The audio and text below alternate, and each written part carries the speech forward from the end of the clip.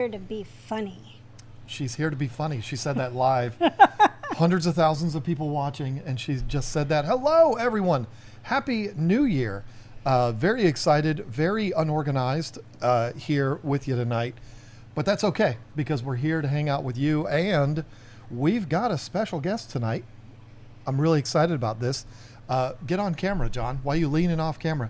I don't know. I talked about this special guest a little bit ago, and today we're going to bring him on, and it's going to be a lot of fun. But before we do all of that, hope everybody had a happy and safe New Year. My New Year's Eve was spent playing Helldivers 2 with my son-in-law. It was a party, I'll tell you what. It was a raging party. Thank you, Zen Ginger.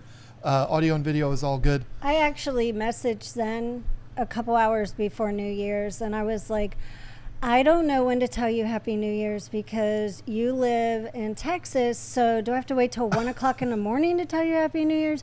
I said, I just don't know what to do. So I was just so confused. She said, well, you could just message tomorrow and say it. I was like, that's a great idea.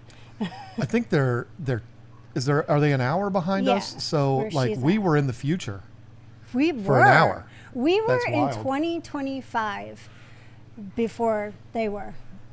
We got to experience 2025 for a whole hour. Does that mean we're before older those too? losers got to? Does that mean we're older? I don't know. I mean, I'm older than everybody anyway. I'm quite confident I'm considerably older than Zen Ginger. So we don't need to talk about that, though. Yeah, you you're keep like reminding me of how. Probably 15 years older than her, actually. Something like that. That's just hurtful. But I hope everyone else had a wonderful New Year's. I don't really care about New Year's anymore. I do, not a big because deal. it's my granddaughter's birthday. Woo hoo! She turned 1 yesterday. Yeah, that made me look like a big jerk, didn't it? I didn't mean to say that. I care a lot about New Year's because it's our granddaughter's birthday. Only for that reason. How do we submit entries for the fish tank ratings? When I try to email videos, it says file too large. Yes, Shamu, you have to, we're going to be doing one of those today, by the way. You have to send it by way of like a Google Drive.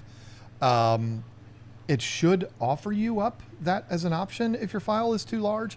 And I also, little update here, I believe it was last week I said I couldn't get into any of these people that had submitted tanks because it kept saying I needed permission, and then I would email for permission and they would never respond, and I'm like, what the heck is going on? It's because I was signed on to the wrong Google account. So I got that part fixed. I know. So, you know, all of the ones that I asked for permission for, disregard. I don't need it anymore. I was able to get in anyway because they sent it to that email address. I needed to be signed in with that email address. So that's all solved now. There's a good one today. If I could find my outline, I've only watched like the first 20 seconds of it. And I got to tell you, this guy knows how to impress us in the first 20 Am I going to be like 10?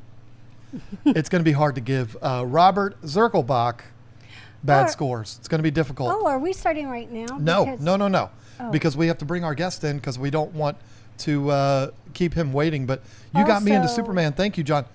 Hey, my life is complete. Also, we forgot to do the giveaway last week because we were having so much fun and we forgot to do the giveaway. So today we have 2 giveaways, just so you know. She's in charge of giveaways, not me. Yes, we are giving away from last week. We're giving away Oh yeah, she advertised it and then we didn't give it away. Yeah, it's false advertising. I know, I'm so bad.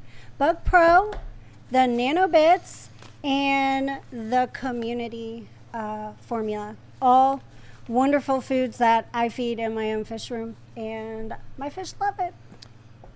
Also, I just found out today. Really? What? Darius, the owner of Northfin, someone we love dearly. And his wife. I like Asta. Absolutely. She's so sweet. She's awesome. He's going to be a guest on the Tank Talk podcast. Oh, that'll be awesome. I love y'all's Tank Talk podcast. I love listening to it. Well, thank you. So much fun. I'm your biggest fan. And know. Congratulations on 10,000, you and Thank Jason. you. That was going to be next. 10,000 subscribers already on the Tank Talk podcast. Y'all better look out. We're coming. Joe Rogan already feels the heat. He knows it's coming. Last time I mentioned Joe Rogan, I got in all kinds of trouble in the comments section, which is why I don't like to read comments. But I don't even listen to him. That tells you right there, y'all have the best podcast. that tells you right in there she the doesn't have universe. good taste. What? Joe Rogan's a great podcast. I don't. He's the kind of guy that can make an interesting conversation out of anything. That's all I'm going to say about it. But thank you. I like people. Charlene Johnson. Yeah, I don't know who that is. Thank you to the people saying congratulations to that. Happened very fast, and I cannot tell you how happy that makes me. The podcast is so much fun to do. I'm the one that edits it, so I have to watch it every episode like 5 or 6 times. But it's okay because I enjoy watching it.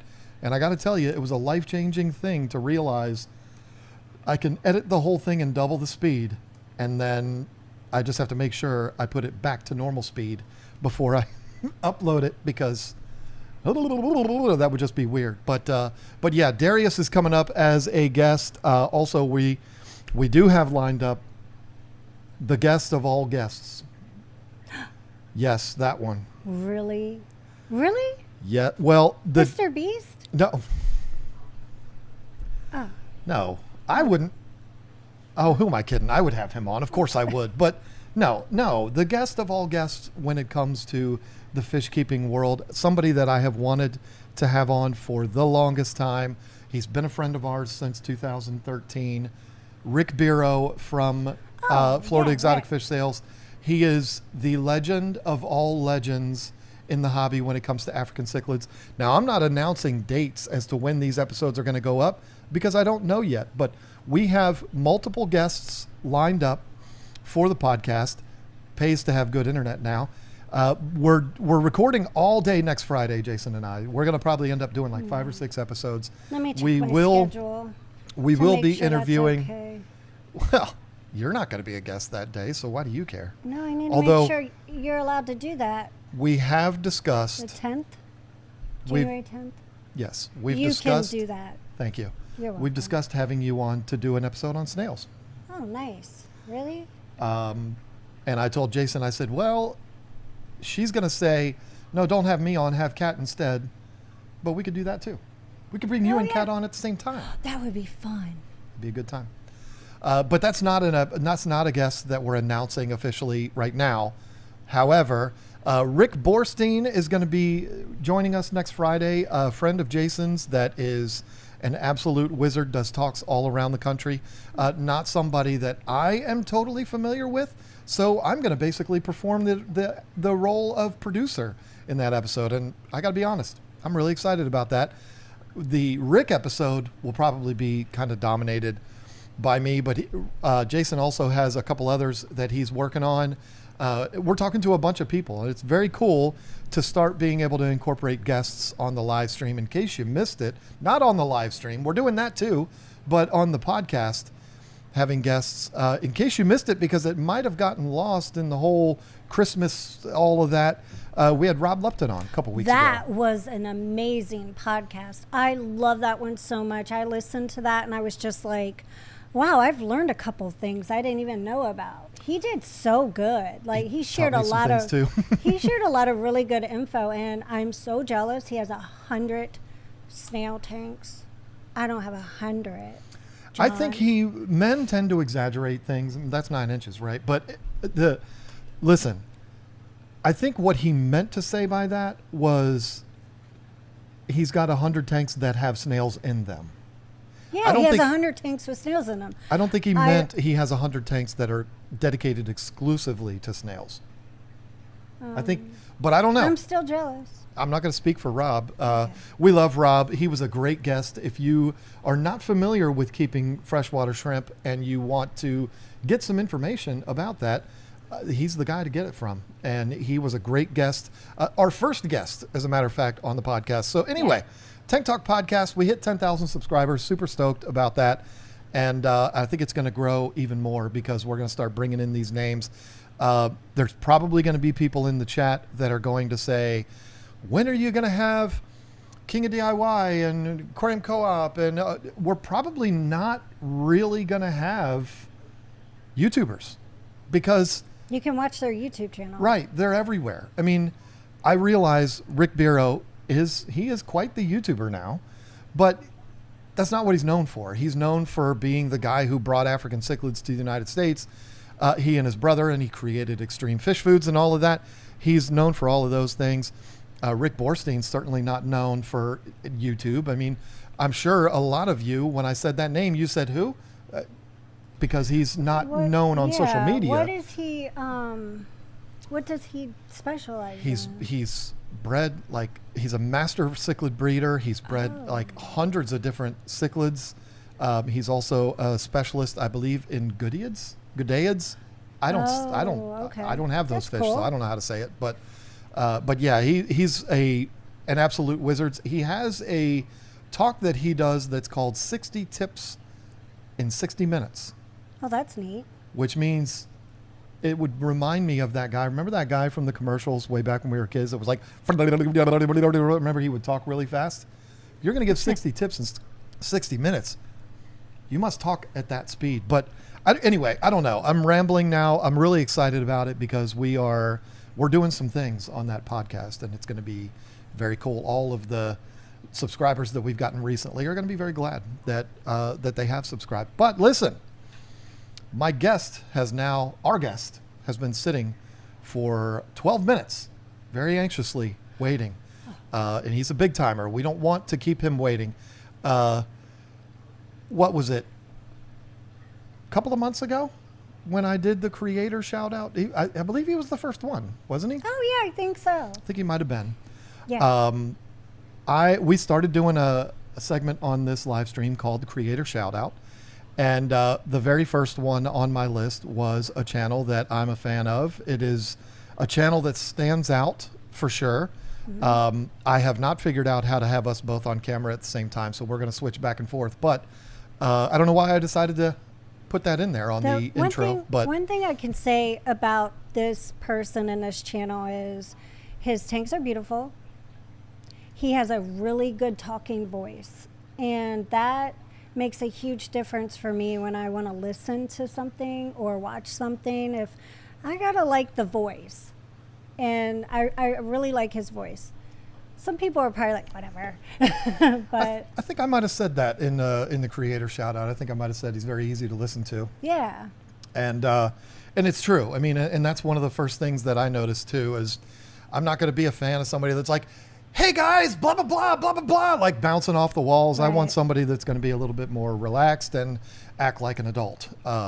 And David Nall from Cichlid Charmer definitely does that. And you're unmuted now, Dave, so be careful, because if you talk, people are going to hear whatever it is you say. But I want to bring him in. We're just going to switch the camera over to him. Welcome, everyone. The Cichlid Charmer has joined us today. Dave, you're on camera, so be careful. Okay. Well, thanks for having me, guys. No, I'm just kidding. That's good. Yeah, it's awesome to be here. Thank you so much. Well, see, now it's working, and you only get to see half of me. Okay. You can't see what I'm doing here, Dave, but I have us both on camera now. Why don't you? And you can be more. You might want to have. I'll just scoot over here. I don't even need to do this because we won't talk to him until the end because we brought you in for a very specific reason. And again, when we started to talk about bringing in guests, I said I want to start allowing guests to come in and do segments. Mm-hmm. And fish profiles would be a great way to bring guests in. And you were one of the first ones that I reached out to come on here and do a species profile. Yeah, I'm so glad you did. Thank you, John. And I'm excited to talk about this fish of mine, too. It is a fish that I'm just going to say it is the reason why I titled the title of this stream what I did, is the fish that Dave is going to talk about. But I'm going to leave that up to him. I'm going to try to figure out how to get myself off the camera here. There we go. It's all yours, Dave. Oh, no. So the fish in question here is something, it's a fish that I was blown away by the first time I saw it. And so when I started my channel, it was just an African cichlid channel, which I was really into African cichlids once I discovered how beautiful they were. I think the first time I saw them was on Caveman Kev's channel. And I was just looking for something about my community tank, how to take care of my fish. And I ended up being just totally in love with African cichlids. And I had a 240-gallon tank when I moved into our new house set up for just them. But the more viewers that started watching my channel, the more of them started telling me I need to get some American cichlids too.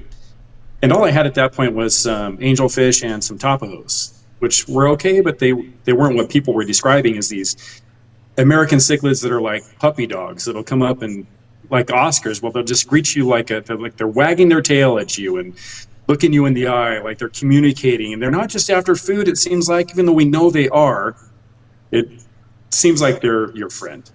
And I didn't have this with American cichlids. So I decided to move that 240-gallon African cichlid tank around the corner and then get a bigger 10-foot long 435-gallon tank for the entryway, which there's still room to walk around it and stuff. But I wanted to have a bigger tank there for the bigger Americans, because they get bigger than my Africans do.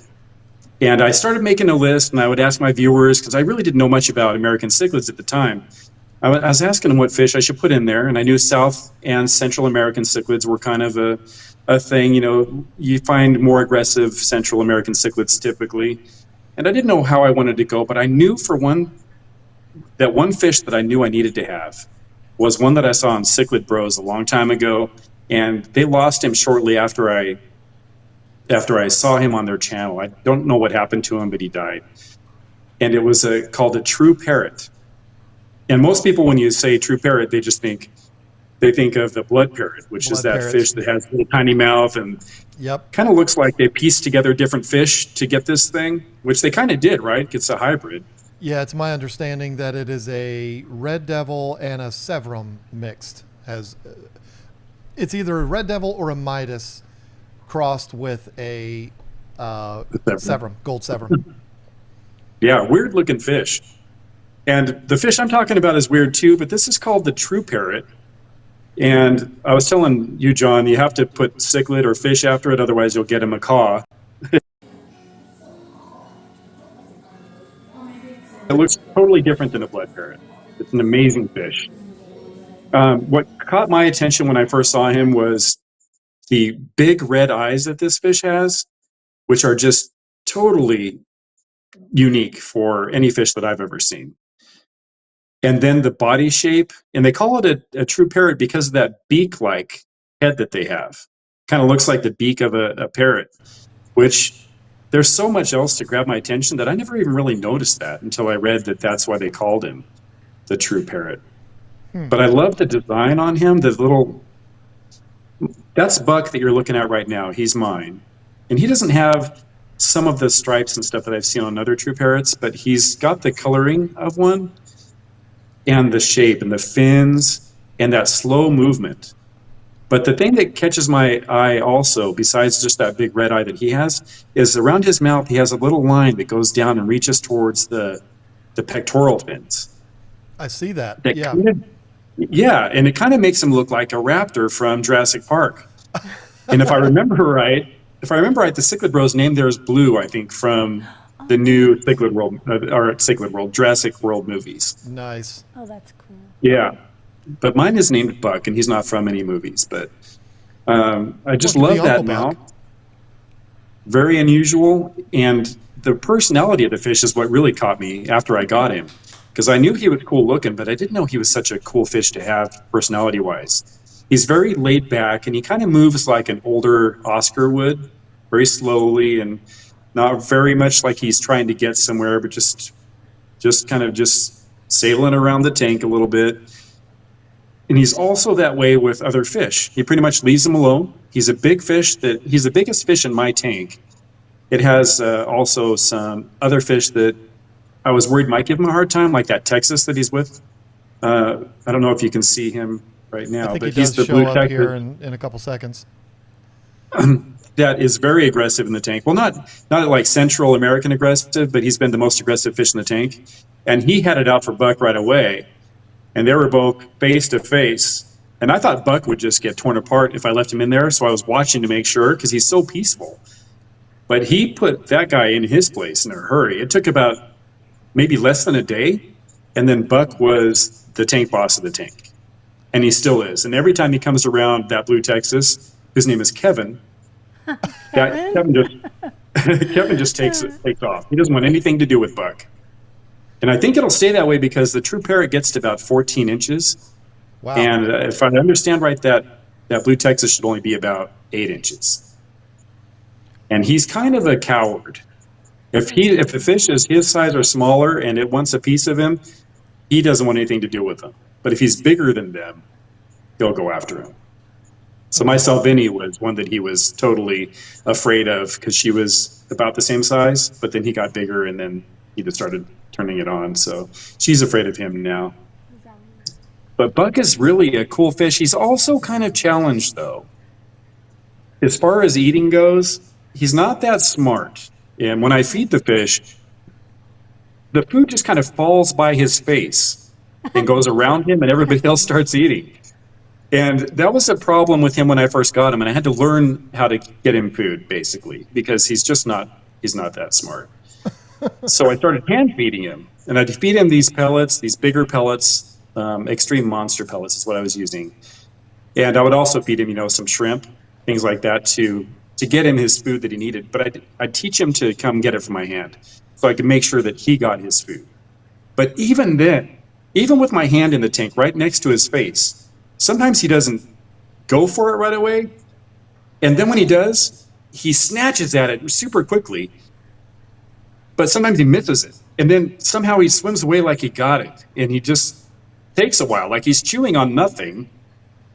And I still have my hand in the tank with the food, and it'll take him another minute or two before he even comes back to get it. Just a real nitwit.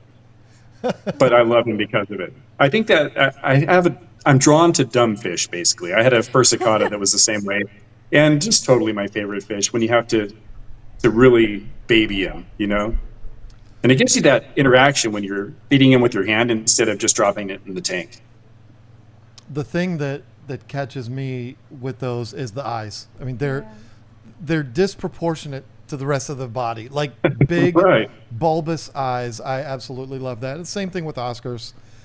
Any fish that has the big googly eyes, I just automatically. It kind of reminds me of is it a blue Acara, like a smaller?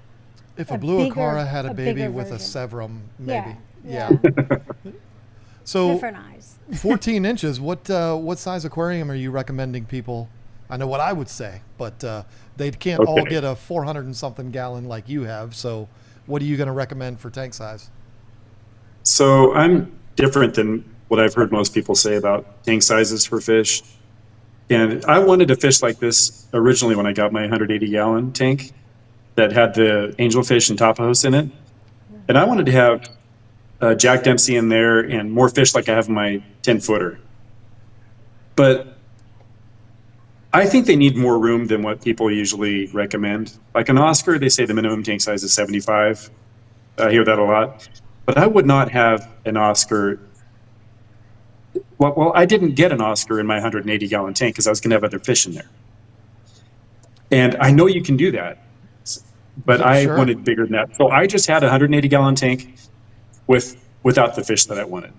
And people say, well, I can't get a tank size for this fish that you're recommending. So what am I supposed to do? Well, what I did is I didn't get the fish, And I wish more people would do that. Yeah. But that's, you said 75 gallon for an Oscar or even one like the True Parrot. I'm not that guy. I'm a 125. I tell people 6 feet, if the world's coming to an end and all you can do is a 75, then okay, sure. But I've done that before. I hated it, but it worked. Okay. 125, that's what you need to get these big cichlids. My opinion. I agree.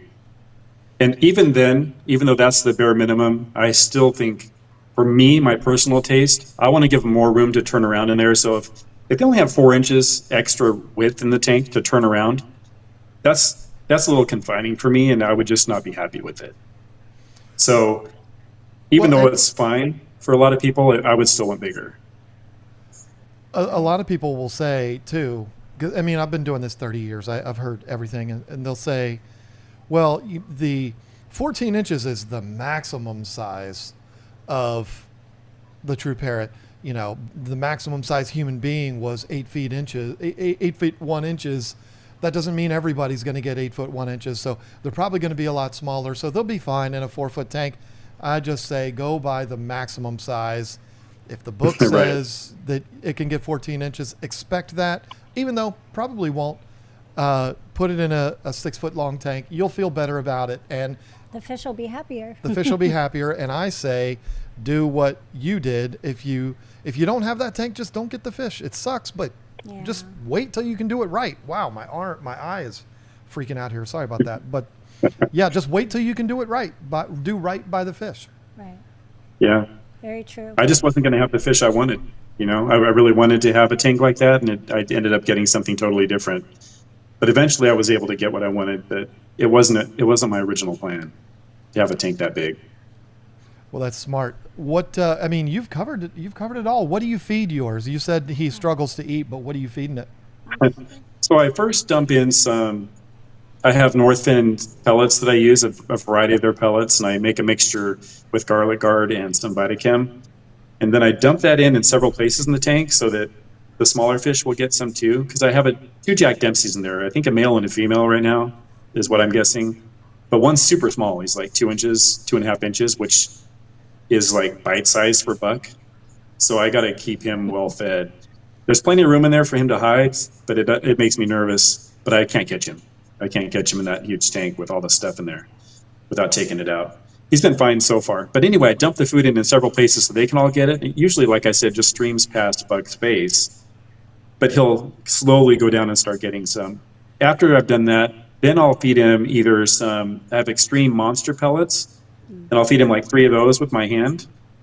But usually what happens is he'll get one of them, and then the next one he'll miss, but knock it from my hand, and then the Oscar's on it in a second. Oh, yeah. I know that feeling. I know how that goes. Yeah. So what I have to do is I have to trick the Oscar into going to a different place in the tank by putting one hand down there, like I'm going to drop the pellet in over there, and then I'd go over to Buck and try to get him his. But he'll still sometimes knock it out of my hand, and it goes free, and then that Oscar's there in like less than a second. Oh, yeah. He can be 2 feet away, and he is on it. So I feed him those, and then I also feed him some night crawlers that I got from a fishing store. And Nice. he can eat a huge night crawler in just a second. It's gone. But so that Oscar gets it sometimes. I have a story of where I've fed Oh, gosh. night crawlers to a tank, and one fish ate all of them. It was like 12 of them, and it was a red-tailed catfish, and he blew up like a golf ball. And he It was so kind of weird. small with the huge belly. Yeah, Looked like he it had was- a golf ball on the bottom of his, like, it was hilarious. It was actually quite disturbing, but this is a fish that I have not seen all that many times in fish stores and stuff like that. Did you mention where you bought yours from? Oh, no, I didn't. So I got Buck from Predatory Fins. Okay. Yeah, Nice. and when he came, shortly after he arrived, he wasn't eating very well, and he started getting a sunken belly, so I thought he had parasites, but I think it was just I didn't know how to feed him. And he's not very aggressive with food. So he was in there with the tapajos and everything, and the angelfish were going after the food fine, and he just wasn't getting it. Well, he came in on the short bus, and he just hadn't figured out how to get that yet. So, no, that's cool. You said it's not a movie reference, but listen, you said the Texas's name is Kevin, so I immediately think Macaulay Culkin from Home Alone. Macaulay Culkin was also in Uncle Buck. There you go. There's your movie references for your fish names. There it is. There it is. So that's cool. I don't know. I'm not going to cut you off here, but I don't know that there's a whole lot. I mean, is there anything else that you were planning on talking about with that fish that you haven't, or are we pretty much up to speed now on this fish? Pretty much up to speed. There's one other thing, though. I did get another True Parrot. The local fish store actually had True Parrots, which I've never seen them anywhere else. Wow. Anywhere actually at all locally. And so I ended up buying another small True Parrot that's in my quarantine tank, or grow out tank. He's in a 55 right now, but he's only about 2.5 inches. And I'm going to grow him out a little bit more and get him to where he can eat from my hand, and then I'll put him in with the big boys. Nice. That'll So be I'll fill fun. them. Yeah. So do you have both males, or could one be a female? Do you know? One could, and Buck could actually be a female. I don't even know for sure Oh, so you'll what name the her difference is. Bucket. Bucky. Bucket. Sure, whatever. If Bucket. it's a girl. I mean, I think Buck is just as good a name as Bucket for a girl. I don't know, but what do I know? I don't even. I've had my Oscars for 5 years. I couldn't tell you what they are. I don't know if they're males or females. One of them is a female because we've had eggs in there, and That's true. they have tried to do the do. That is true. They were not taught the birds and the bees from Yeah. the right person. I guess they didn't know how to do it. But The Severums did. well, listen, we don't want to just kick you off here. We've done a fun thing the last couple times we've had guests on.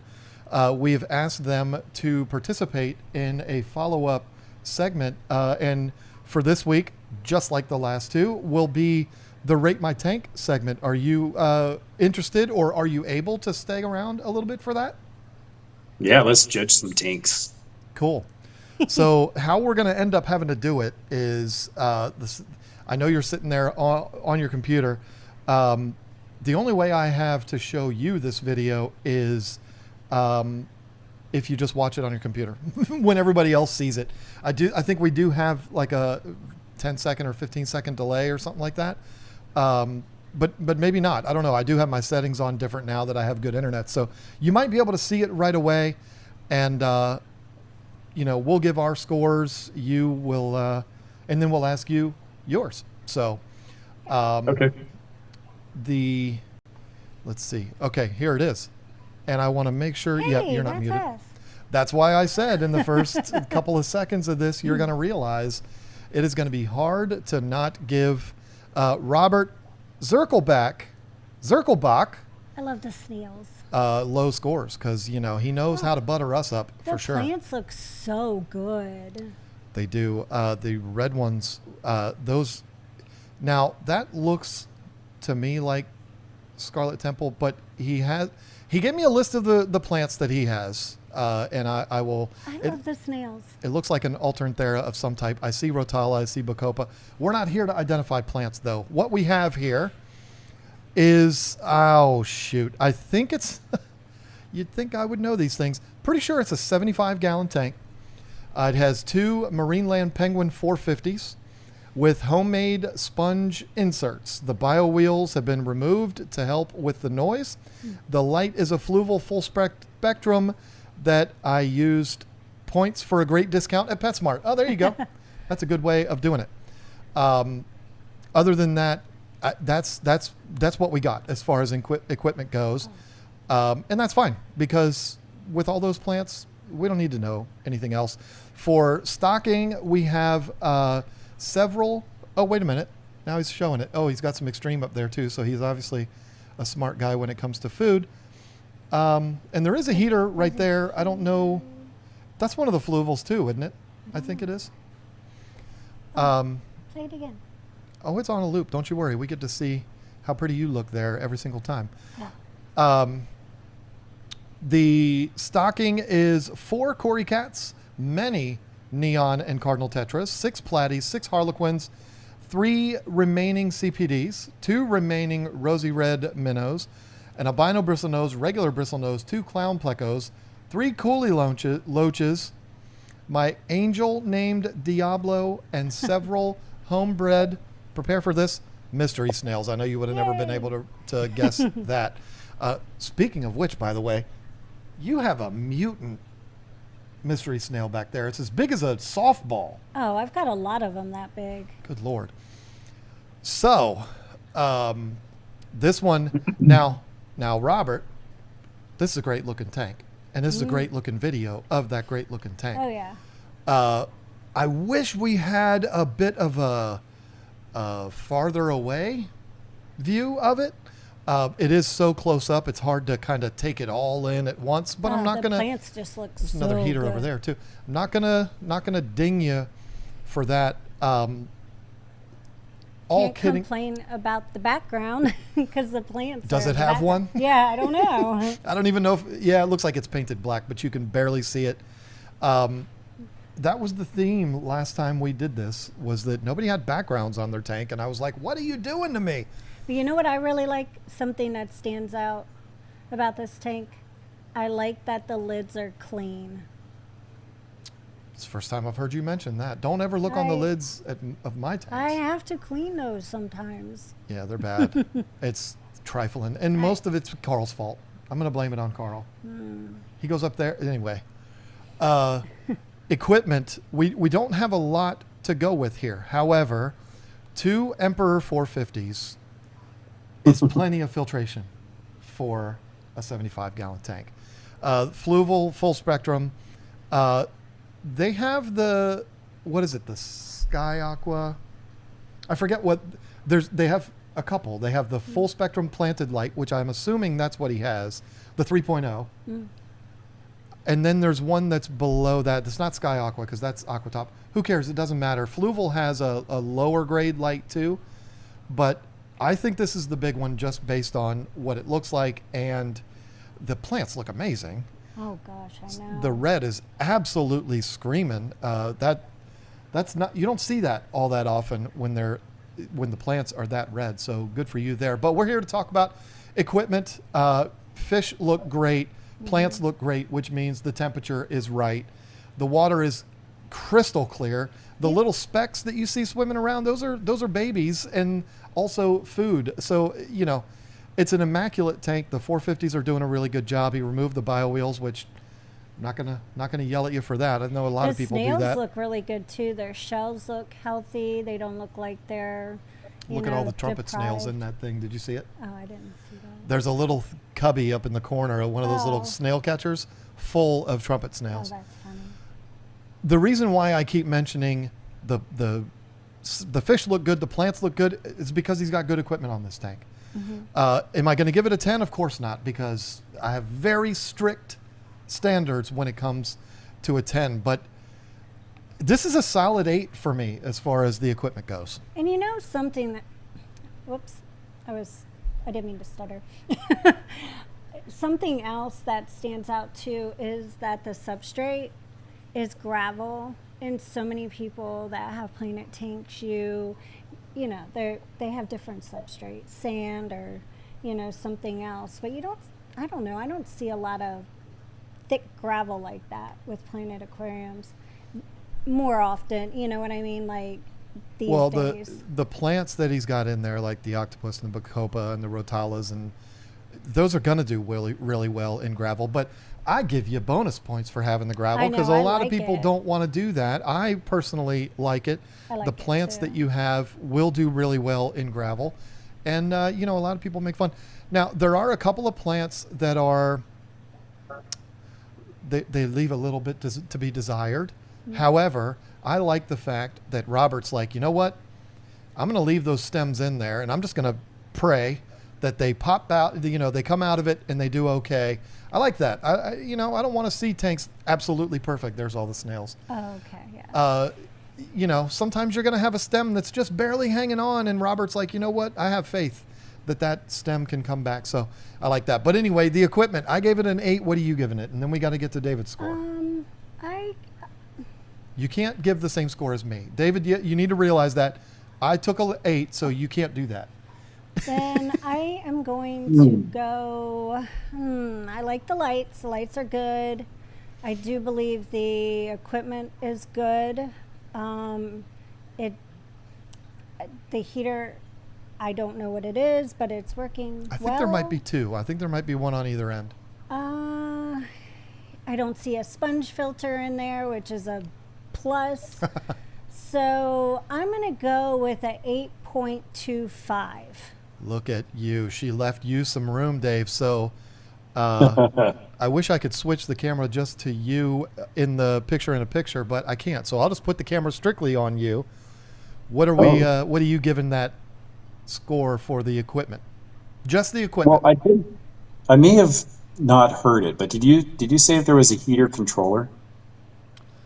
No, I didn't say that. And he didn't mention heaters at all, but you can see them in the background. So they're obviously there, but he didn't give not a controller. Okay. That doesn't mean there isn't one on there, but he didn't mention it. True. Well, I think I'm going to go. None of mine have controllers on them either. I'm just saying. So. What, yours don't? No. I'm gonna go. I love the plants, so bonus points just for keeping plants alive because that's something I can't do. I have some Anubias that seems to be doing okay for now, but we'll see how that goes. So I'm gonna say with all those beautiful plants in there and those, he has an army of snails that look like they're all taking care of business in there. And then the tetras look like they're completely happy because that's their perfect kind of environment. Sure. I'll give them an 8.5.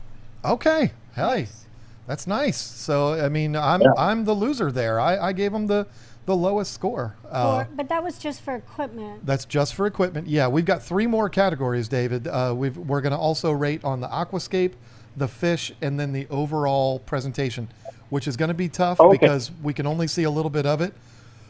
But the fact that there's a TV with yours truly and my beautiful wife on it, there's definitely going to be bonus points for the overall presentation. But next is the aquascape. And aquascape, I mean, we've seen this a few times where it's basically, I'm going to put a few rocks in. I'm going to put a couple of nice pieces of driftwood, but then I'm just going to let the entire tank fill in with plants. I love that. I'm a big fan of that. I even like that there's little seashells on the bottom. That's part of the aquascape. But it doesn't look like Robert was going for big elaborate scape. It's more like, oh, that's a cute piece of wood. Put that in there, put a couple rocks in there, and then let the plants go. So it's kind of hard. I think something we need to clarify is the plants are part of the aquascape. Well, duh. I haven't been doing that. The plants, yeah. So because it is so full of plants, yeah, it looks like that Rotala in the front is struggling, but I respect the fact that you're letting it hang on and try to bounce back. But, oh, shoot. Aquascape. When I think of Aquascape, I think George Farmer, Jen Williams, Jeff Miyake. So it's hard. There isn't much Aquascape here, but the tank presents extremely well. I'm gonna go 7.5. Okay. 7.5, Robert. So for me, I agree. If we're, gonna rate a 10, it's got to be more like a Lord of the Rings scene or something. George Farmer type thing, or even like Mel. She does really good dark water scapes. Absolutely. And stuff. I love this as far as the scape that it is and the plants. I love where they're placed and everything. I think everything looks really good. I believe I am going to give an 8. Bravo. All right, Mr. Cichlid Charmer, you see if you can charm your way out of this one. You got a 7.5 and an 8. This is just strictly aquascape.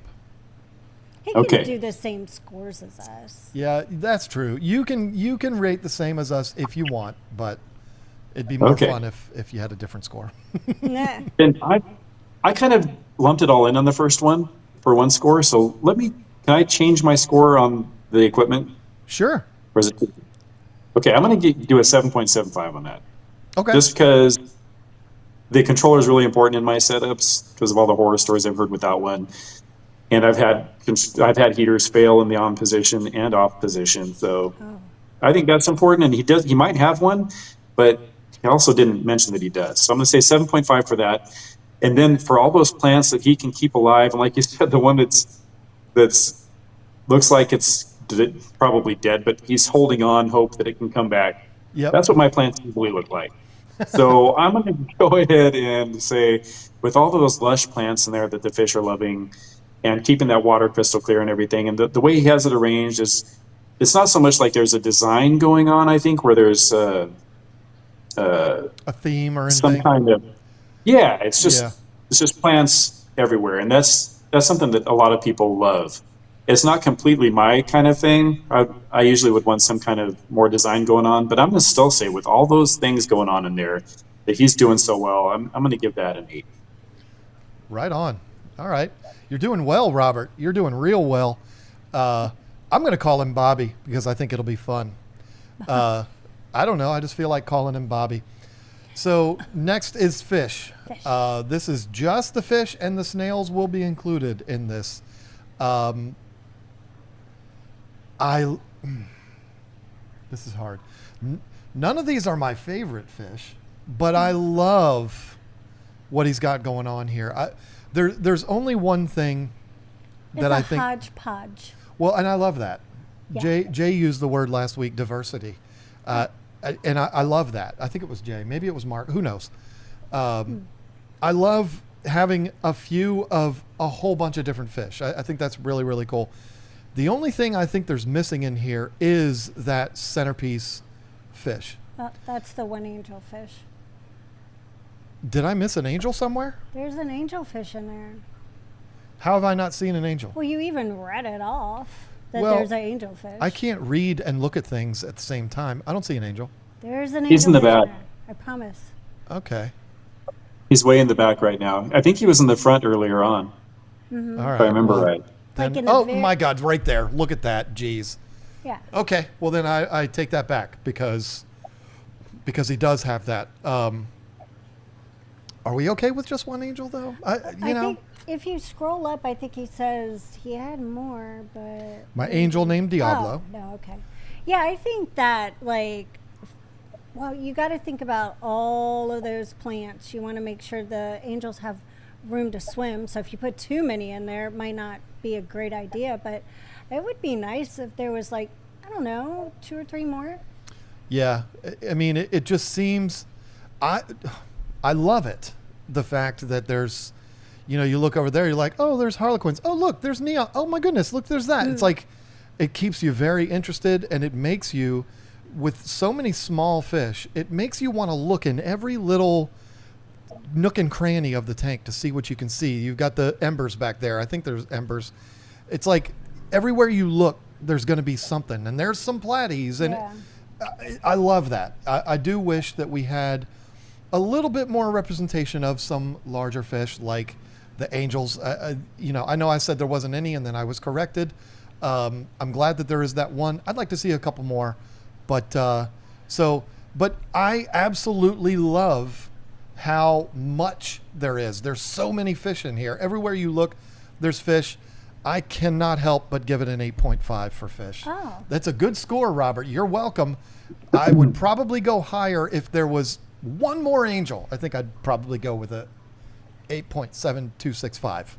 I do like all the different fish in there. I would like to see a couple more koi cats though, just because I like to see 6 at least. Just it makes me feel better about Come it. on, you're being But picky now. There's a lot of snails, and I'm actually impressed with how well the snails look in the shells, because there are koi cats in there, so they're competing, with them, with the, everything on the substrate and everything like that. So, I like the guppies a lot. I really do like the fish.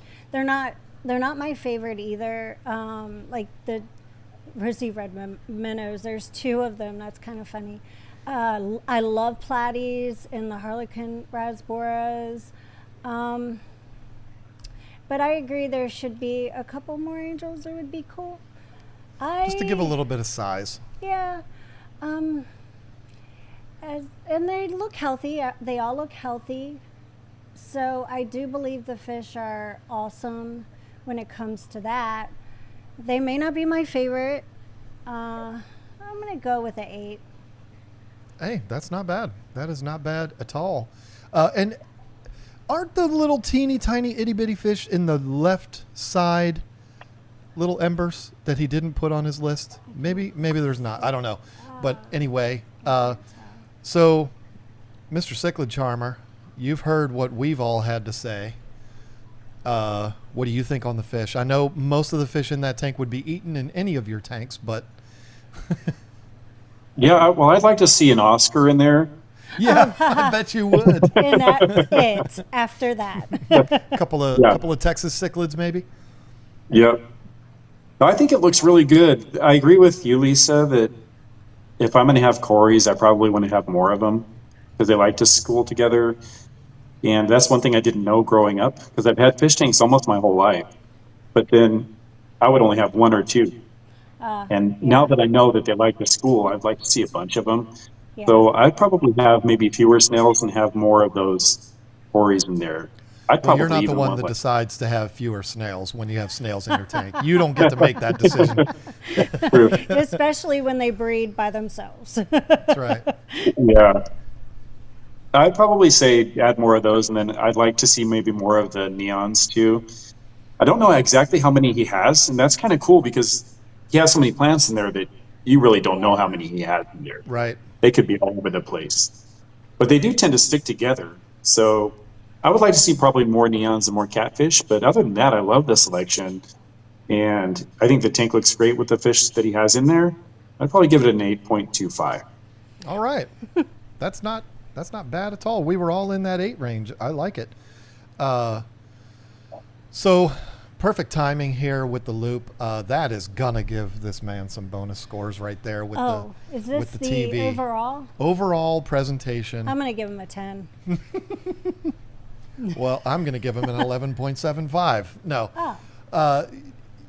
It's not a 10. I want to give him a 10 because he showed a TV with us on it, and extra points for watching it on a TV and not a phone. But no, I mean, I can't go 10 because there are some plants that are struggling, even though I have those plants in my tank too, Robert, and I let them hang on as long as I possibly can. And one of them that I have that did that is a Hygrophila 53B, and it was the littlest plant with a long little root that went down and was just in the substrate, and now it's turned into a big flourishing plant. So if you hang in there long enough, sometimes they will bounce back. I do love all the plants. That is really doing it for me, not because I sell plants, but because my favorite thing is just looking in there, and every single time you watch this video, you notice a fish somewhere that you didn't see the last time, because there's so many plants in there for the fish to run around in. So I love that about it. Swimming around. I love the fact, what did I say? You said run around. They're running around in there. That's how they run, by swimming. They're swimming around. When they swim really fast, they're running. But I love the snails. I love the plants. I love the filtration. I love, and I love the fact that you have us on the TV next. I wish we could have seen more of kind of like an overall, but listen, Robert, I'm giving you a 9.2163. Oh. Yeah, a 9. Like, how good do you have to be a 10 from me?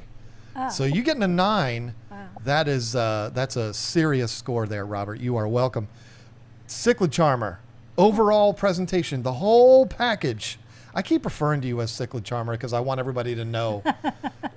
People are going to be confused. It's another bald white guy with a beard. Sorry, How do you know he doesn't have a hat on? Well, if you watch his Or he channel, has a you hat know. on. But people are not going to confuse you for me. Don't worry. But anyway, I'm digging a hole here. What do you think of the overall presentation? I think it's a great looking tank. It's so healthy, and I think that's the most important thing with any tank is how robust it is. And those fish look like they're just thriving in there. Yeah. The snails look like they are. The plants definitely. I can't do that at all with any kind of plant life, inside or outside of a tank. So because of all that, I think that the one thing that I like is a little more of a aesthetic design to my tanks, but it's a great looking tank. And I'm going to give it probably, it's a lower score than yours, John, but I'm going to give it an 8.5, almost a 9. Listen, there are no apologies necessary for that. That is a really strong score. I mean, did he get anything below an 8? I mean, this is really good. Now, we were a lot pickier before, David, because we were actually tracking these scores and we were going to give out prizes and all this kind of stuff. And I was like, you know what? That's just going to start too much controversy. So our scores are a lot more, we're a lot more generous with our scores now. But I do think that this tank deserved that. And if we were scoring on the same scale that we are now, some of the tanks that we've done in the past would have gotten even higher scores than they did. But your score is a good one there. I think that makes a lot of sense. I did not document any of these scores, So I don't know what they were, but very strong. And it's a very nice looking tank. I'm going to let everybody watch it one more time. That makes it even better. I mean, it's even a good looking TV he's got it on. I mean, it's Oh my gosh. that's beautiful. But yeah, well done, Robert. I like it a lot. Take those plants that are like bare stem with a few leaves on the end, cut that bare part off, put those down in there, and you might get a little bit better growth out of them. Just And rip it out. Just rip it out. you got a lot of plants in there. If you rip them out, nobody's going to notice. But I I'm took just saying. so many plants out of the 125 yesterday. I threw away like so much. I know it's terrible. I shouldn't have said that, but I did. Sometimes that's what you got to do. Yeah, I didn't have anywhere else to put it, so I just threw it away. Enough is enough. You could have sent them to David, and maybe he would have had some success with them. He says he can't keep plants. Like, let our problem become your problem. But no, You hey, don't want to do listen. that. Well done, Robert, and Dave, Mr. Cichlid Charmer. I've called you Dave, David. I'm going back and forth. I don't know why I'm doing that, but but that was a lot of fun. I appreciate you participating with us. I don't want to keep you too much longer. I told you we'd probably have you on 15 minutes. I think we passed that a long time ago. You lied. I don't want you to sit there, waiting on us all night long. So, any parting words that you want to say? Invite people to come check out your channel and tell them what you got going on there. Yeah, sure. So my channel is called The Cichlid Charmer, but I talk about more things than just cichlids, but that's my main focus because that's pretty much all I have. Except for a few hodgepodge fish here and there, like I have a red-tailed shark and a few others in my tanks. But that's what I'm really focused on, just because my whole life I had everything except cichlids, except for a few of the more common ones like sebrums, and I had a few angelfish.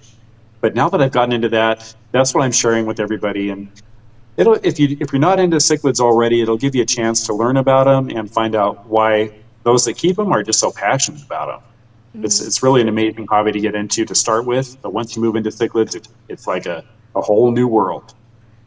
Well, and what I want to say about his channel is that he is a standout from a cinematography standpoint. Like what he puts on camera is absolutely beautiful. And yes, he's a beautiful man too, but I'm saying when you're looking at his tanks are beautiful. The footage that he shows is beautiful, and he's got that easy voice to listen to. So it is a channel that you will learn from, you will enjoy, and don't subscribe because I tell you to or she tells you to. Do it because you went over there, you checked it out, and you liked what you saw. So that's exactly the right thing to do. Absolutely. So I think you'll end up subscribing now. Thank you, guys. Thank you very much. I'll just keep on watching now. Okay, yeah, cool. Thank you. Thanks for coming on. Next time we want to profile another South American or Central American cichlid, I'll hit you up. We'll bring you on again. Oh, sounds good. Cool. Sounds good. Thank you, guys. Have a good night. Thank you. You too. Bye. That was fun. All right, I'm going to X out on you, Dave, so don't be offended. He's gone. He's kind of backstage there, and I'm like, okay, I don't know, but that way I don't have to worry about that. But yeah, that was fun. It's always fun to hear what other people would rate the tanks, because then I get to determine whether I'm a jerk or not. Oh, wow. Yeah. So have you all participated in the true or false poll yet? I don't think we should go to that yet because there's only 363 submissions. Oh, yeah. And we usually have well over 400. Yeah, we got to have 400. Make sure you get that in there. I didn't bring it up in the beginning. You should always clean your substrate when doing water changes. Vote true or false now. Why didn't you put a not always or maybe? Because that wouldn't make you said always or depends. Depends. I There should have been a depends. Hey, listen, I just turned 50. I don't need those yet, lady. All right, well. Don't do that to me yet. I'm not ready for that yet. Zen Ginger in the very beginning of the stream said, just wanted to say Happy New Year to all. Yes, indeed. Thank you. And congratulations on being 15 years younger than me. Yeah. Is she really 15 years younger than me? Mm-hmm. Imposter B doing a 13-hour shift. Good grief. Stay alert. Thank God for you guys coming on live. Work has been a drag so far. Happy New Year's. Happy New Year. If you have a job where you're able to watch us talk about fish and rate people's aquariums, you are a lucky human being. Yeah, Let you me have tell a good what. job. Thank you. Except it's 13 hours. That's a long time, but if you get to watch live streams, it's not that bad. Yeah. Dennis gifted 5 memberships. Oh, Thank you thanks, so Dennis. much, Dennis, for that. Shamu Aquatics, here is a little bribe to give my tank submission a 10 of 10. That is Just kidding, so roast funny. away.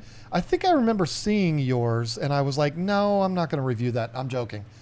I think yours, Shamu, or maybe your, I don't know. Maybe I just see you all the time in the chat, and I am Yes. confusing it for that. But I know there was a few that I wasn't able to look at because I wasn't signed into the wrong account. But I believe he was the one, or she was asking how to submit Right. earlier. Yeah, so I do recall probably seeing wasn't that. yours. Yeah. Scott Davis became a member. Welcome to the team, Scott. Yay, welcome. Member stream this week. I don't have one scheduled because the holidays have screwed everything up. Should I do one tomorrow? Yeah. I don't have anything going on tomorrow, do I? Let me check your schedule.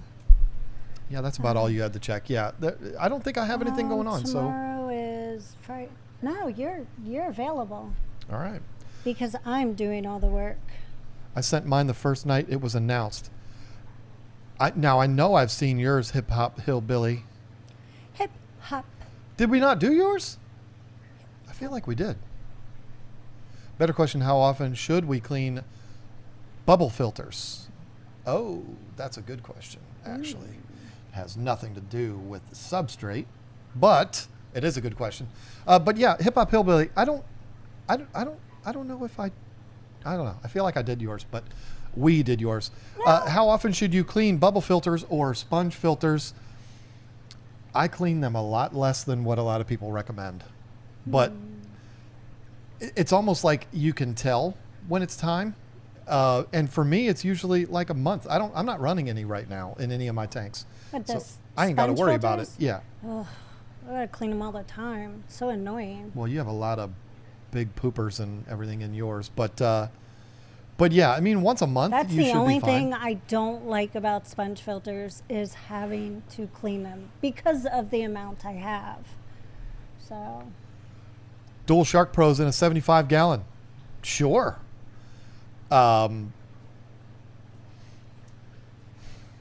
I like I like Shark Pros as kind of like a bonus filter. When it's bigger tanks, I mean, like a Oh, 75 yeah. gallon. So like for me, what I see as a perfect scenario would be to have your big filtration, like your Tidal 75, AquaClear 70, canister filter, whatever it is you're using, and then have a Shark Pro on the other side, where from your output, just to almost serve as like a circulation pump with benefits. That's Well- what I like to do with it. I put the new mini skim You did. in my tank. And it's But I did not a it- good advertisement for a mini skim at the moment. No, because yeah. Well, I cleaned all those plants out of there, so it was. Yeah. Got to straighten that up a little bit more. Getting any more Shark Pro 900s in stock? We absolutely are. Our distributors have not had them. Did he have them this last time? You just put in an order. No. I don't know what the deal is. I mean, in the holidays, I'm sure didn't help it, but we haven't had them available. We sold a lot of CJ products, so that's the thing. I mean, We always do. We sold a lot, way more than normal. So Shark Pro 900 and a Fluval 407 in my 75. Yeah, see, that's what I'm talking about, Dennis. That's what I'm talking about. I like that. And I actually ran something similar to that on my 90 gallon over there, but then I took the Shark Pro out and put it somewhere else. But what 90 gallon? right over there. That's my 90 gallon. Sorry, it was mine, but she just decided it was hers whenever you decided it was yours. When I take care of that tank. I'm You can the- have all of them if you want. Well, You want to take care of them all. They made babies because of me. It's true. I have a bubbler, bubble filter in the shrimp tank. They keep it clean. See, there you go. That's a bonus. Put something in there that'll clean the sponge filter for you.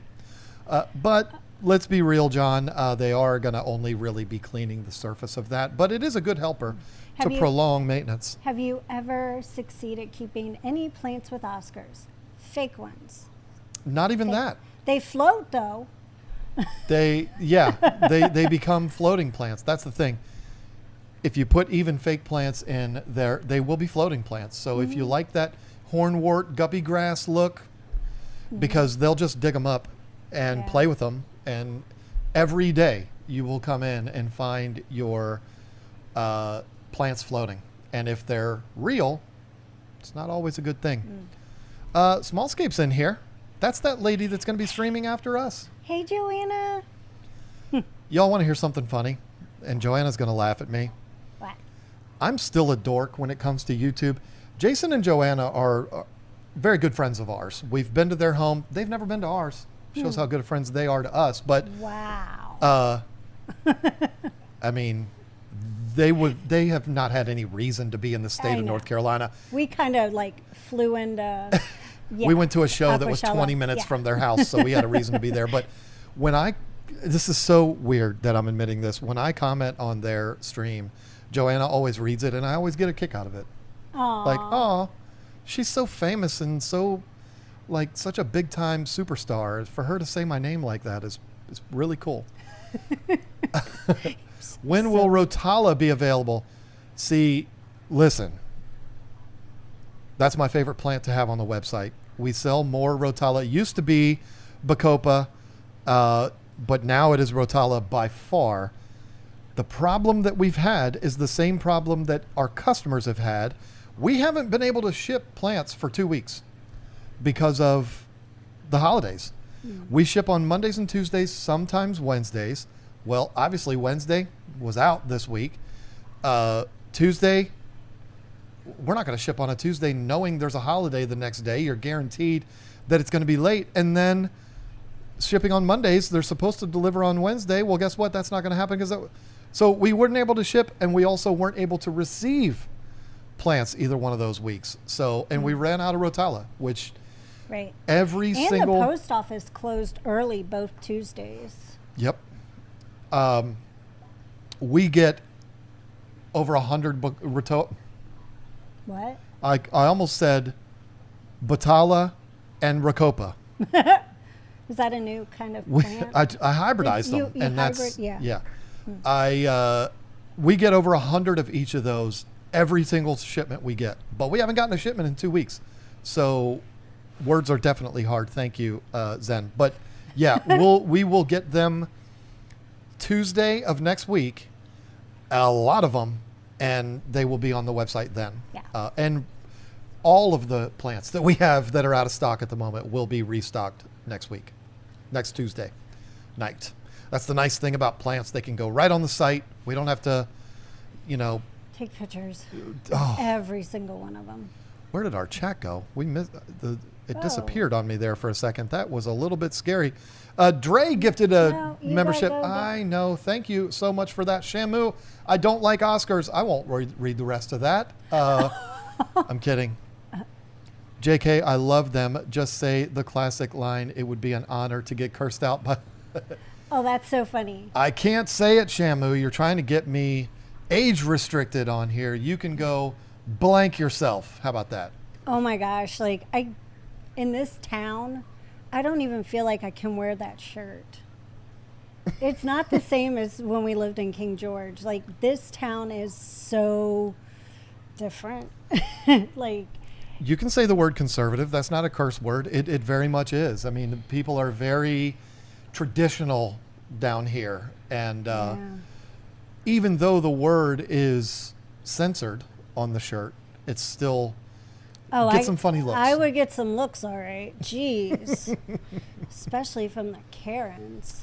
And that shirt you got last week would probably... Oh, Yeah, we got a shirt from a mystery person last week that is awesome, but I don't think we can wear it. I don't think she can wear it on here. It has a really cool cat on it though, and I want to wear it, but apparently it's not.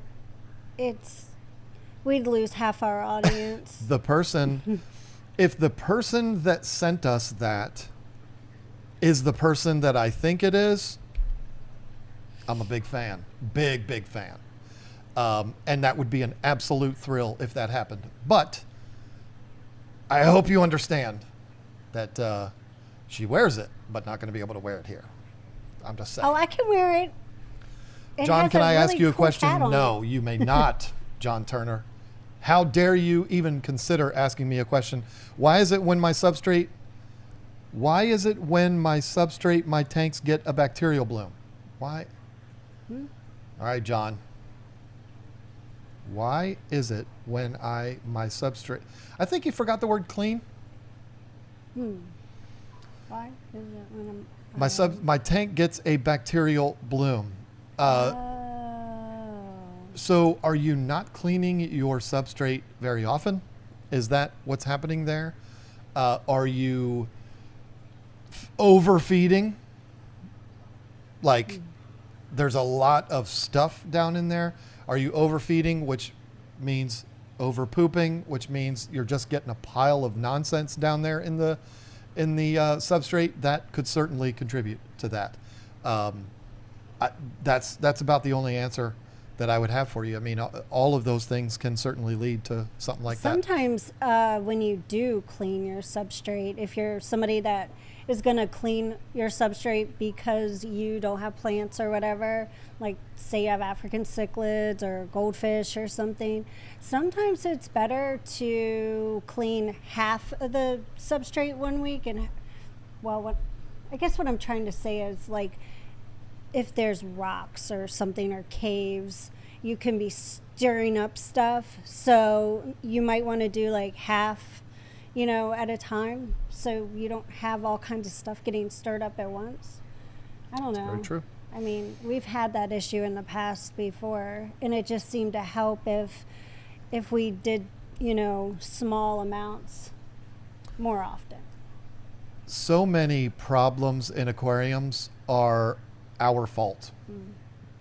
Not me and Lisa, but no, it's all your fault. It's only y'all's fault. The fish keepers, we are our own worst enemies. We clean ourselves. We clean our tanks to death.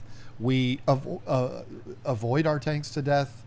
We pamper our tanks to death. I mean, there's so many problems that we cause ourselves. I think once you figure out how to take care of your tank, just stick with it too, because a lot of times it's like, well, let me do this, and I better do that, or I saw this channel said I need to do this, and it doesn't always work the same way for everybody. Whatever is working for you, stick with it. Don't try something different just because you saw somebody else is doing it if you don't even have a problem. So, and he didn't even ask that, but no, but that's good advice.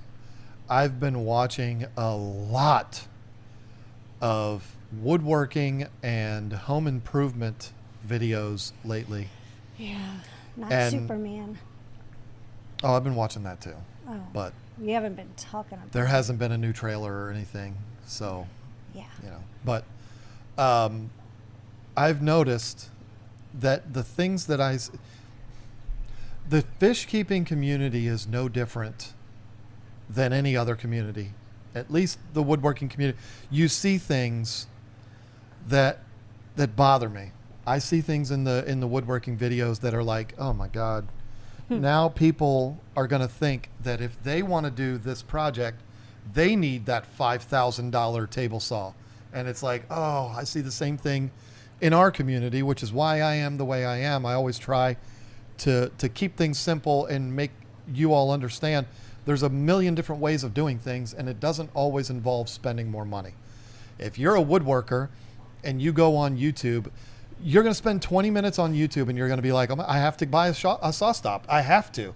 It's $5,000, but I have to get that because if I don't, I'm going to cut my hands off. And it's like, see the same stuff here. But Anyway, there's people that could accuse me of that. I don't even know who I'm talking to right now. Audrey Paquette, I hope you both had an amazing holiday season. I want to submit my rate my tank, but I'm scared. Don't be scared. Oh, you should definitely submit it. Here's the thing. When we were documenting scores and going to hold like a contest, then people would have to be scared because we wouldn't be allowed to be as nice. I'm not saying if there's a horrible tank, I'm going to give it 10s across the board, but She would get a 10 for fish. I already know that. She keeps betas. oh, well then you're going to get bonus points there, but how did Whip do that? I thought I had that set off. You're in trouble. Oh, but Whip. he's a mod, so he can do those things. Whip can break the rules. And he's been sick. But we had a wonderful holiday season, even though it was not what we thought it was going to be, because one of our kids' entire family got sick and wasn't able to come down for Christmas, which was a real drag. But Yeah. we'll see him here soon, and that'll be amazing. I picked up a $15 Imaginarium skippers. Those are good. A lot of people have those. I've heard good things about them. Skimmer from Petco today, and it cleared my 180 in less than an hour. Wow. Ooh. You know what? Water polishers do a real thing. They are, and sometimes getting that surface moving from a skimmer, I mean, that's not a CJ skimmer for $15. I'm sorry, but no, that's cool. I'm glad that you were able to clear things up. That's cool. And then we get to John Turner. I kind of went back a little bit, folks. Sorry. Oh, wow, you did. I wear my shirt proudly and look forward to the Karen willing to challenge me on it. I've never had anyone say anything to me wearing those shirts, but I have heard stories of people buying our shirt and getting things said to them, and that just makes me smile. It's like, that's the point. I feel like I need to get something done on a shirt that just says something, I'll say it to your face. Say it to your face. I have so many people email that to me now, and I'm like, would you be disappointed to know that I totally ripped that off of somebody else? I'll say it to your face. I will give a $100 gift card to anyone that can say it in the chat right now who I stole that from. I'll say it to your face. Who'd I steal that from? You said $100. I didn't say gift card. everybody. I said the first. Don't start typing that in the chat, like typing it into Google. Oh, they're gonna. Damn know. it! Somebody gave knew it. Donnie Baker. It's true. Hayden All right, Chi. Hayden. You need to message. That's all you, bud. It's my fault. I That's did all that. you, bud. I just lost $100. Yep. Hayden, email me kgtropicals@gmail.com. Otherwise, I'm going to forget. I'm not going to seek you out to give you $100. You need to seek me out to get your $100.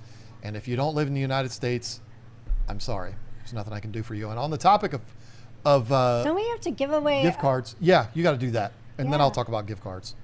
I don't have a thing for giveaways. So you're just going to have to do it. What do I do? No, I mean, I have the website, the website Don't push picker. buttons. Stop it. Uh, I have this, and it's not gonna mess with anybody. Okay. So, what do you want to do? You don't want there to be any rules. You just want it to pick a winner. I right? don't know. Brent Russell's in here. Just kidding, Brent. It's a different week. I'm not kidding, Brent. You've won too much. No, Okay. it's fine. Do we still owe him a giveaway? Something? You didn't read his thing. He got the gift from the giveaway from Jay. Yeah, That's and right. he said that he got it today. And Zen said she got hers today, too. Good. So, That's yeah. perfect. And oh yeah, by the way, Hayden mentioned it's Donnie Baker. If you don't know who Donnie Baker is, he is hilarious. He has a YouTube channel. It's called Donnie Baker. And let me tell you something. He does a Tony Soprano impression that is, I swear it's James Gandolfini come back to life. It's scary how good of an impression he does of James Gandolfini. It's is scary. Funny. You owe a guy $100? Oh, God, I hope he isn't Italian. Oh, it's going to come looking for me. Who knocked on the door? Okay, so let me just show real quick what we're giving away again. It's the Northfin Bug Pro, the Nano Bits, and the Community. And you do have to live in the U.S. to win this. All right. So what we're doing now, see the way we do it, this is not to get participation from the chat, even though we welcome participation in the chat. It picks, look, if you're here watching this right now and you want to be a part of this, you have to be in the chat active, because that's where it picks from. It doesn't pick from who's watching. It picks from people that are participating in the chat. And so just put something in the chat. Say, I'll say it to your face, or go, no, don't say that because we'll get in trouble. But just say something in the chat, and then you will be And this included. is last week's giveaway because we forgot. We got carried away and forgot about it. Yeah, you said you were going to do two, and I already gave away $100. We're going to go broke doing this live stream. It's kind of ridiculous. It's okay. We'll be the cool people, though. Brent Russell, don't you do it. I see you. I see you put that in there. So listen, while we're waiting for everybody to put in their chats here to become entered Qualified? to win the... Oh, me. Oh, yeah, you got to do it too. Me. I want to mention something that I should have mentioned before Christmas, but we had a little something happen. What? And if the person who did this is watching, yeah, I'm talking to you. Who? It's, what are you, an owl? It's very clear on our website. I'm not trying to be a jerk here, okay? But I have to be a jerk here. Oh. Because somebody did something very mean Mean? and very nasty to us, and I didn't like it. Oh. We sell gift cards on our website. They are digital gift cards. If you go to our website and you go on the page that says gift cards, you see the cute little Bubbles logo, and it says very clearly on there, these are digital gift cards. You will not be sent a physical copy of the gift card. So Hayden G just emailed. Way to go. Got you on my watch there. You're on his watch. We had somebody buy a gift card. Mm-hmm. And we don't have to do anything when we sell a gift card. The website handles it completely. It's all automated. You buy a gift card, it sends you an email confirmation, and then it sends you a follow-up email with a redeem code to redeem the card at your next purchase. So you go in, you put things in your cart, you go to your shopping cart, you put the code in, and it gives you the gift card. Yeah. Well, this person apparently never checked his email. Nope. Because he immediately did a 1-star review on our website that said, 1 star. I never got my gift card. This company is a scam. So I emailed this person back and I said, hey, listen, it would have been nice if you would have reached out. Reached out. Sounds good. Message. I would have explained to you, hey, take a look in your spam folder, or maybe did you use a different email to submit? But no, he put the same email address in that he used to put in the order. Did you check your spam folder by any chance? There should be 3 emails. Here is my documentation from my end showing that there were 3 emails. Did you check that? Plenty of documentation. And perhaps next time you run into something like this, reach out to the people that you bought it from. Yeah. I don't think if somebody went to Amazon and bought a $50 gift card, they would 2 days later go put up a 1-star review of Amazon. No, they would reach out to Amazon, but for some reason, when it's us, they don't. So anyway, you don't have to keep being active, y'all, by the way. If you've put something in, it is everybody who has been active in the chat for the last 15 minutes. Sorry, I didn't mention We'll that. eventually get to it, I promise. So anyway, I sent that email, no response, of course, because this is a person that apparently doesn't know how to check their email. So he submitted a chargeback to our bank or to our website. And guess what's going to happen there? I'm not going to say your name, Mr. Sassy Pants. Your chargeback is going to get overturned.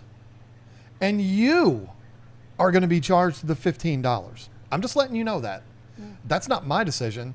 That's your decision to put in that chargeback because we did everything we were supposed to do. And we have documentation to show all of that. And it's already been submitted. The reason why I'm telling all of you this is so that it's very clear. If you buy a gift card, it is a digital gift card. Don't wait around for one to show up to your house because we don't even have those. I suppose we could get them made, but I don't even know how that would work. I don't know how those big companies do that. So anyway, yeah, it's too late for this because everybody buys them for people for Christmas. We sold more gift cards in the last 2 weeks than we do all year. I know, it's like crazy how many. You can buy them as gifts. Maybe you've got a friend's birthday coming up or your mom or something. It's just a matter of sending them that code. That's all. It's simple. But you have to have that code. The code is not specific to an email. Like you have to use this email that was used when the card was purchased. The reason why they're called gift cards is because people give them as gifts. So all you got to do is give the person that code and they're good to go. There you go. Yeah. Now, since I ran my mouth there for a little bit, we got got a chance for everybody to get their chats in. And now, are you joking with me right now? That is so funny. I don't think we can do two in the same night. Hayden. If it was a different week, but not two in the same night. We can't do that. I'm really sorry, Hayden. We just can't do that. Come on. It's not your fault. No. This is the system that does this. I'm sorry, Hayden. You've already got $100 coming to you. Yeah. We're going to have to redo this. Charday. Smooth operator? 75. Is that you? Charday probably could have been born in 1975. You remember the singer, Smooth Operator? Not the Michael Jackson song. Oh, I don't know. That's Smooth Criminal. Oh. Which was done better by Alien Ant Farm. I'm just saying. But there you go. Charday. Hey. You win. Charday, email me. I hope I'm saying your name right because that's the way. And I hope you have fish that will want this. Yeah, I know she spelled it S-A-D-E, but that's how she spelled it. That's how she pronounced it was Charday. And this one is spelled Charday. Anyway, who cares? Congratulations. Yeah. You're getting this food from Lisa. She's handling that, not me. So yeah, email so I can send it out tomorrow. Yep. There is. Yes, I'm here. There you go. Cool. So email us, kgtropicals@gmail.com, and we will... she'll pack it, but I'll be the one that does all of that. So there you go. And I'm sorry, Hayden. I think Hayden understands. Hayden's taking it like a champ. Listen, Hayden, you can buy all 3 of those foods from there with your gift card and still have like $75 left to spend. So there you go. And I'd like to know, am I pronouncing that right, Charday? I think I am. I think that's pretty self-explanatory. So yeah, there we go. There is the giveaway. You did say 2, but we have done 2 because we've given away the $100 gift card to. Oh. Don't do that. You don't think I see that Northfin Fish Foods just gifted 10 memberships? Thank you. Hey. And guess what? Now that you all have 10 gifted memberships from Northfin, you can go and get your Northfin on the website, our website, for 10% off because... Or is it 5%? It's 5. I'm sorry, 5%. Thanks for the false advertising there. You can get 5% off on our website of Northfin. And that is all the time. It's always available. Yeah. And I did have it. Sade. Oh. Well, I like that. Well, yeah, but I always pronounced her name Charday.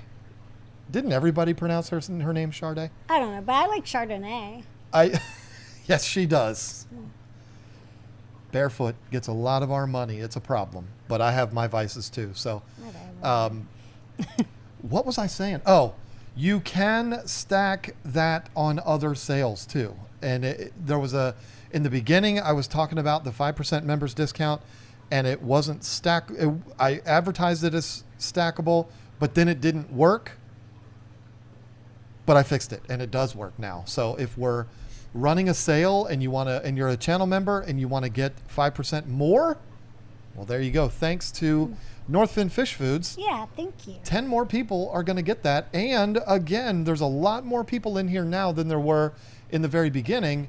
I made the announcement in the beginning, Darius, that you will be coming on the podcast. You're obligated now, but no, we already have it scheduled to interview Darius. And the really cool thing about that, I hope he doesn't throw up in his mouth when he hears me say this, but oh, that's gross. We want to talk with him about, how did you start this whole thing? Northfin is one of those brands now that when you talk about fish food in the fish community, brand new fish keepers might be like, oh, well, it's Hikari and Tetra, right? But when you get a real fish keeper, everybody says the same things. They say Northfin, they say Extreme. We sell both of those. We also sell Hikari. It's one of those kind of staple brands. What was that? Oh, the cats got out. They know how to open the door. That's funny. It's one of those staple brands now. It's like a household name in the fish keeping community now that everybody knows. And so, I think it'd be really cool to be able to talk to the guy who started it all and find out the story behind that, even though I know the story behind it, but I think it'd be fun to share that with everyone. And Darius's involvement with Northfin goes beyond what a lot of other people do, because this is actually the man making the food, y'all. It's not the guy that's ordering it from another company and slapping a label on it. He's making it himself. And that's really cool. So to be able to get that information directly from him, I'm really, really excited about that one. And it's good food too.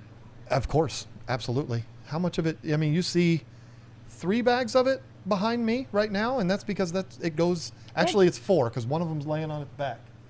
Carl must have knocked it over, but we feed it in this fish house My granddaughter every single day. loves the kelp wafers. I found that out. She was in here helping me feed my snails, and I gave her the bag of kelp wafers thinking, she'll just put one in. It's a 125-gallon tank just for mystery snails. So I was like, even if she put 10 of them in, it'd be okay. It's not a big deal. When I caught her, she was putting one in the tank, and then she'd put her hand in the bag and put one in her mouth. And then she'd I was like, oh my gosh, give me that. If Darius is watching right now, he's probably like this. Like, oh, but no. Jordan feeds her seaweed. That's true. Those seaweed chips. So it's like, I think she likes that stuff. Where's Carl? Everybody's going to want to see him. Oh, he doesn't know how to open the door. He's the guy. He's waiting for her to come and open it for him. She knows how to do the knob and open the door. It's so funny. I need some Northfin Monster Pellets, best stuff out there. Now, I am looking forward to talking to Darius because I saw his wife in a post talking about some new, I think it might be renamed food. And if that's true, I'm really excited because there's a food out there that a lot more people would buy and feed to other fish, but because of the name, they may not have. But I think they fixed that. So I'm really excited about that. What do you think the best cichlid food is on your website? I see that you have Northfin, Extreme, and Seachem. Oh, boy, you're going to ask me that while the owner of Northfin is in the chat. I feed both. I feed them. I don't really feed a lot of Hikari. Or, no. I do in there. Seachem. I mean, I do the Seachem a little bit here and there. The flakes. Not my tanks. In the saltwater tank we do. But for the most part, all the tanks, I just use pretty much Extreme and Northfin. Those are the 2 I use. And all the tanks get Both. And also, we've been trying out this new stuff too that, The Vitalis. yeah. I'm going to do something. I don't know. Oh, it's not set up. I didn't even turn the camera on over there. I was going to turn the camera, or not turn the camera, but go to my set, which is across the table. But I didn't even take the lens cap off because I knew I wasn't using that today.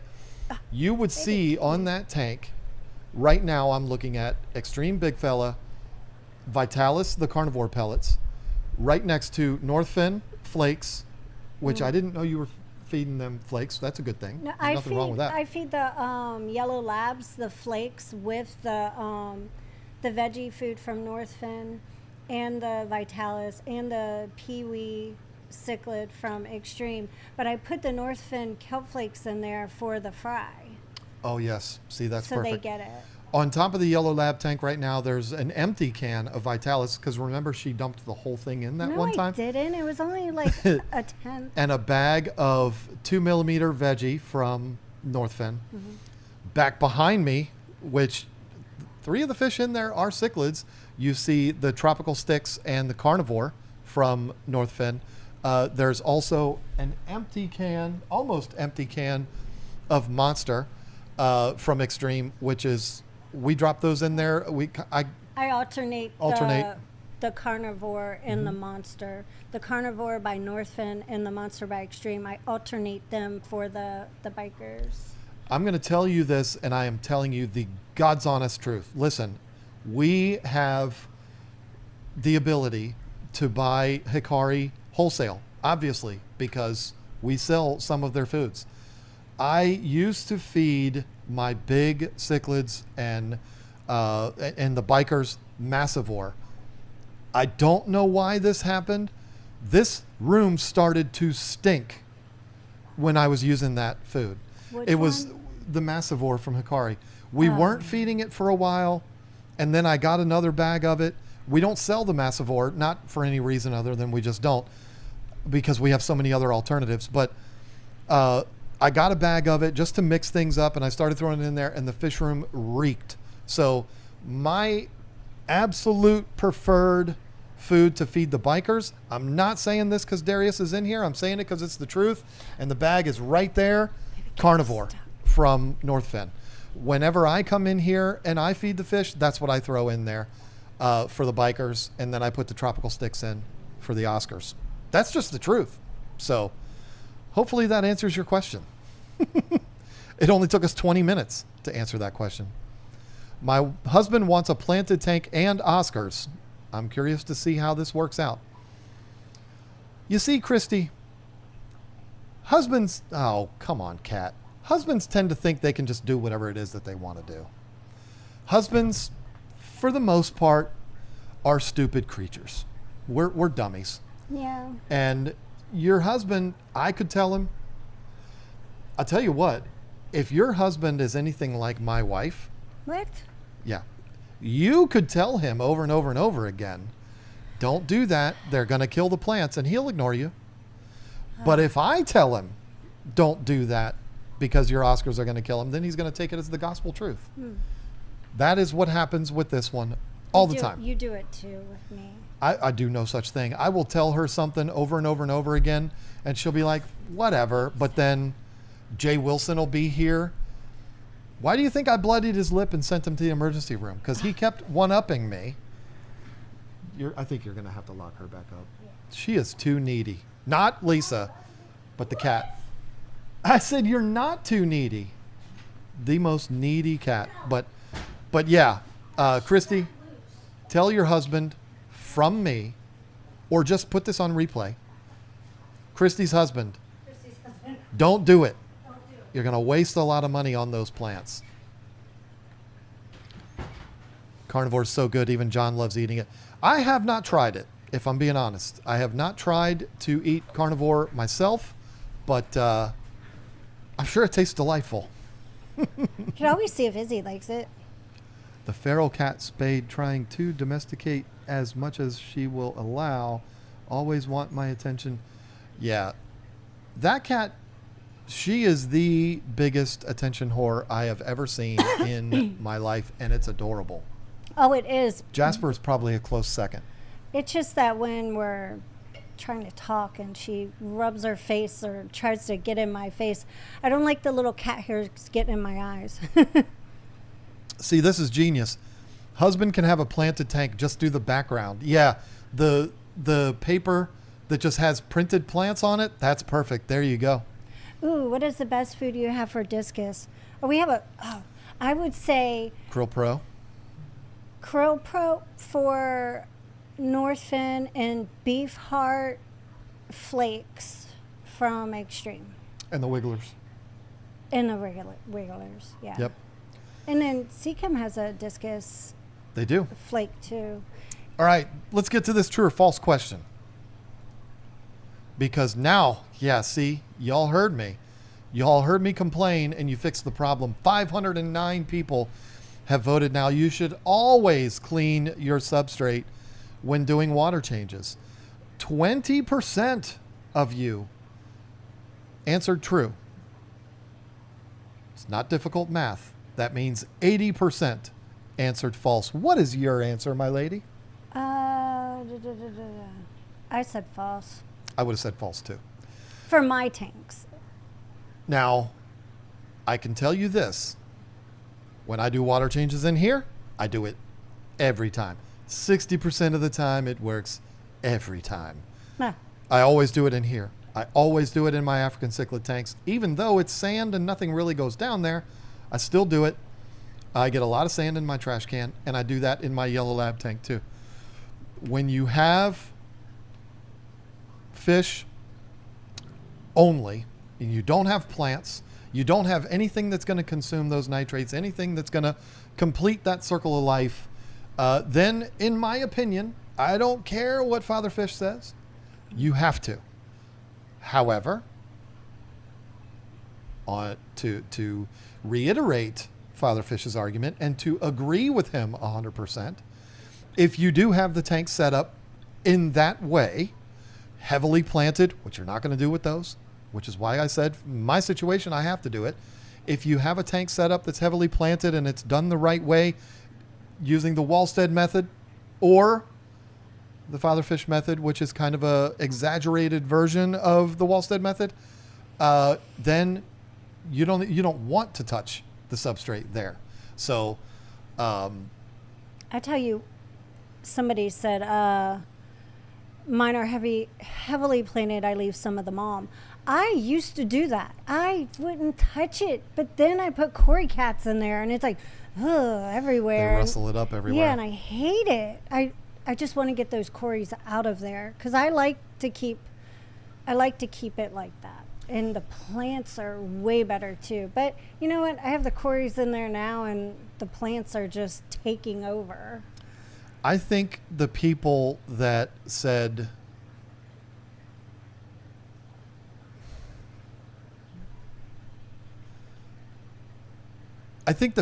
who said true are people that have aquariums like mine. And that's all they have. You know what I'm saying? Like, for the first 25 years of me keeping fish, I would have answered I would have answered true, because there was never a time where I wouldn't have done it. But especially if you have like fake plants in there, African cichlids, goldfish, you got to get that poop out of there. You got to get that poop out of there. You got to clean the There's no substrate. other. You're the only one that can do it. Yeah. So you should always in those type of tanks. You should always. The answer is true, but false if you have the tank set up that way. I hope I'm making sense here. It really does depend on what it is. The people who answered false are probably people that keep their tanks in a way, maybe they do have sand. I mean, you really don't need to gravel vac the sand or sand vac the sand every single time, because the particles are so fine that most likely nothing really went down in there. And so those people would have answered false. So the thing is, the trick to all of this is there's really no correct answer here. And yes, because it depends on your situation. Bare bottom breeder tanks, you also will need to clean the substrate, or not the substrate, but get the get the poop off the bottom of the tank. So, baby kitty, you're just so smart.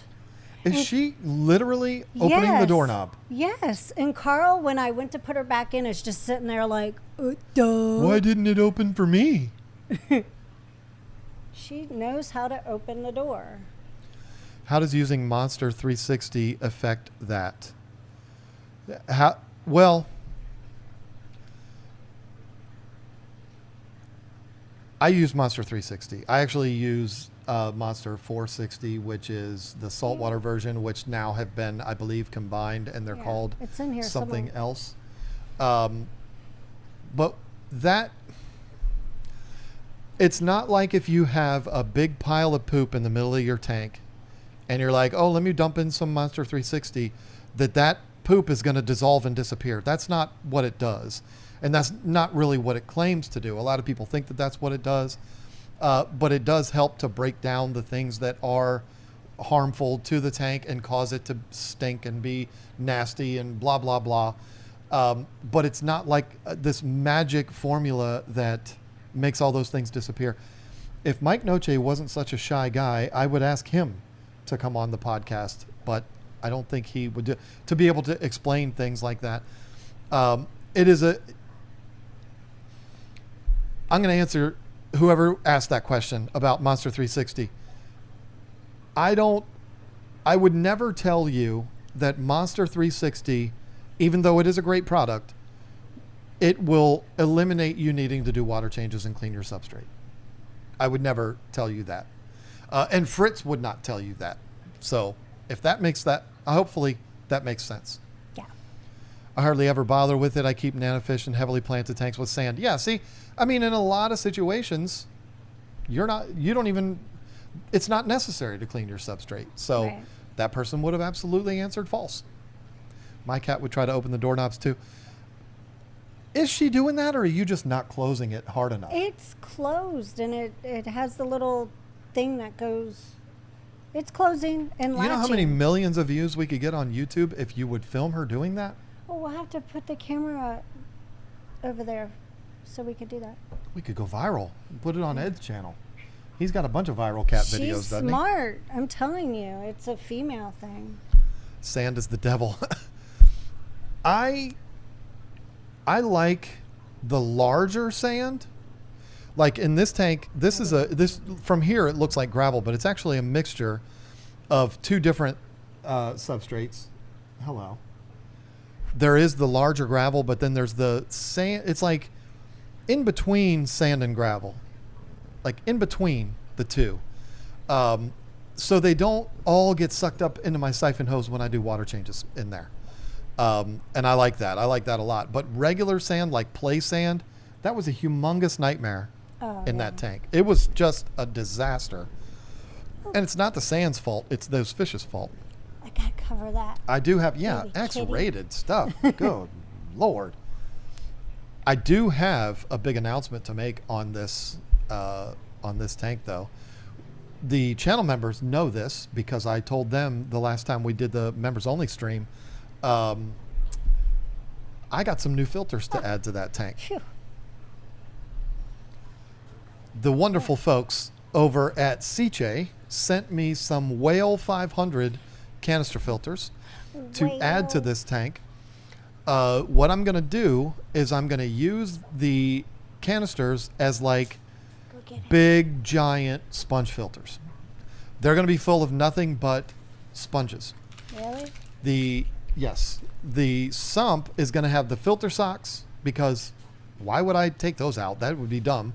It's going to have the filter socks and the biomedia. So all of the trays in the sump will be full of nothing but the little ceramic bio balls.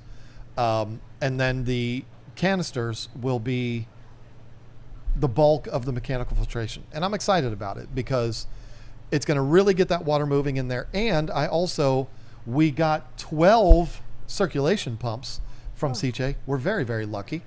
And I'm going to be putting those in there too to direct all of their nonsense that they drop in that tank. It's going to get directed over to the canisters. I personally don't have a problem maintaining sumps. However, if I had my choice, I would much rather maintain canisters. I know a lot of people would not agree with me on that, but I don't mind cleaning out canisters. I'll grab it, I'll take it over to the sink, put the whole filter in the sink, and just clean them all out in there. I have all the biomedia and all the beneficial bacteria I need in the sump. The canisters are just going to be added filtration for that. And so I'm going to do that. And I really want to try to get rid of that. What? That. Oh, the water line? Yeah. And I have an idea. Why don't you just paint it black right there? So That's a great idea. Paint it black. That was my idea. No. Here's what I'm thinking to do.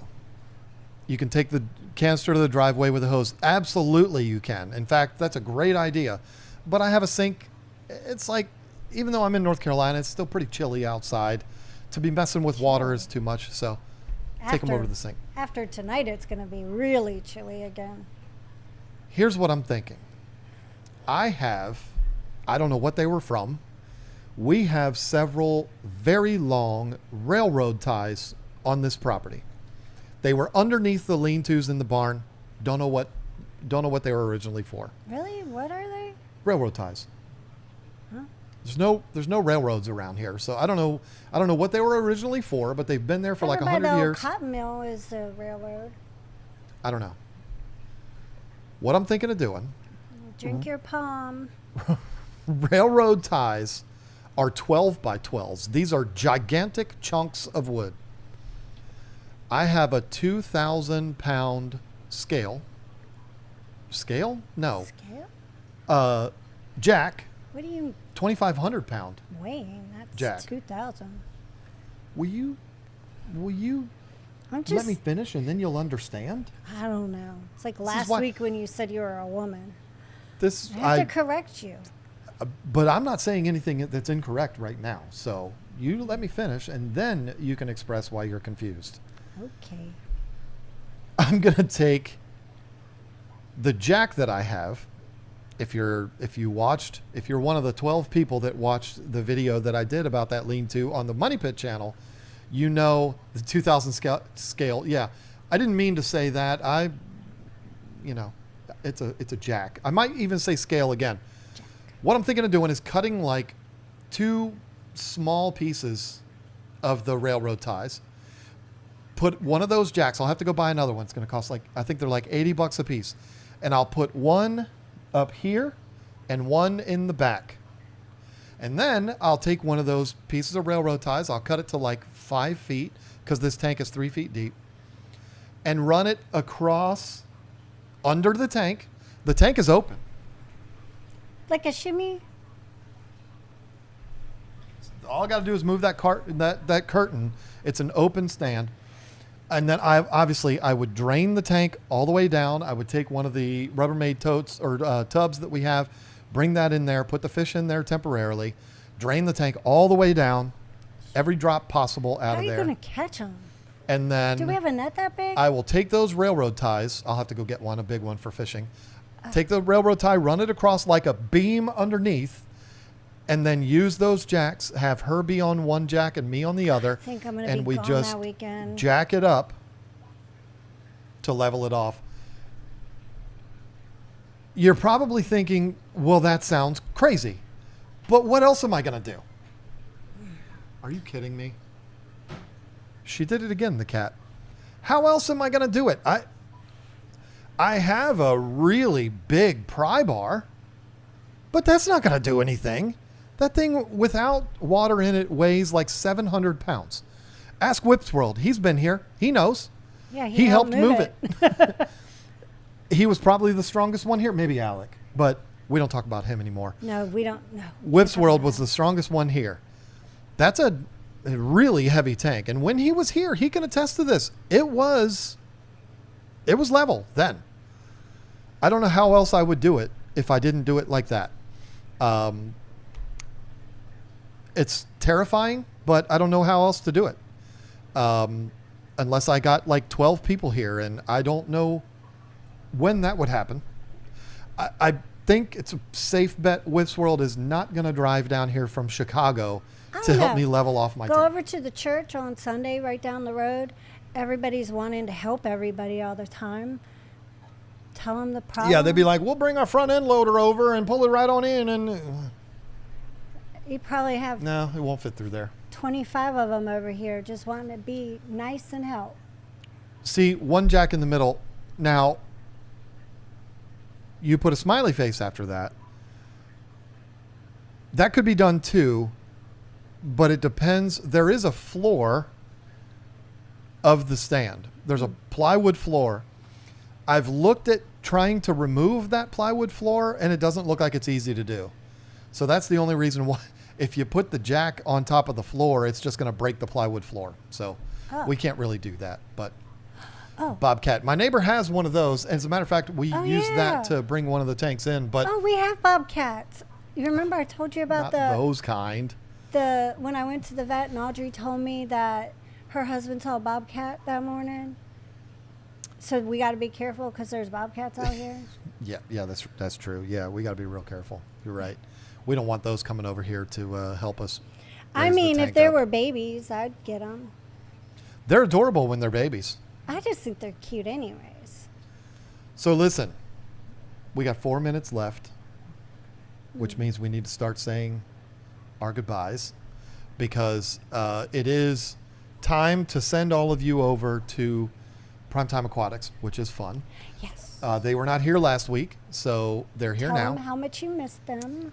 I am not going to, I'm sorry. I love those two. What? But I'm not going to be watching because I've got something very important to watch tonight. As soon as this stream is over, I will be watching the semifinals of the World Darts Championship.